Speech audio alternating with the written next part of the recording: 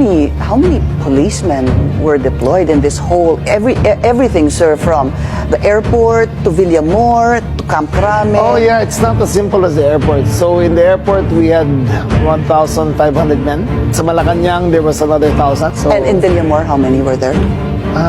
Villamor maybe include that dahil kasi contingency airport yan eh. So 2,000 all in all in the air may Villamor premises. Libo-libo ang minobilize na kapulisan, gumastos ang buong pamahalaan para lamang sa isang chismis galing sa Hong Kong.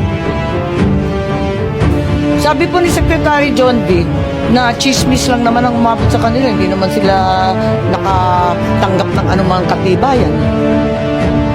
Ma'am, it's a standard, Madam Chair, it's a standard procedure ng Philippine National Police kay chismis. So in there, we have to prepare and plan kung ano po yung mangyayari in that parties po. 7,000 po, base sa chismis. Wala kayong No, we don't have any record na 7,000. I believe Yun ang so. pinagmalaki sa dyaryo. Hanggang dyaryo lang naman kami.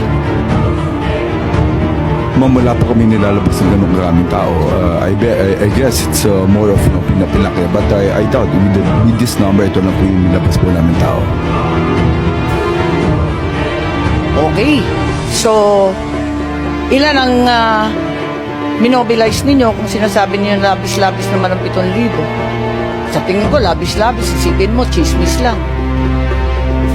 Ma'am, based on the numbers, more or less, it's a total of 156.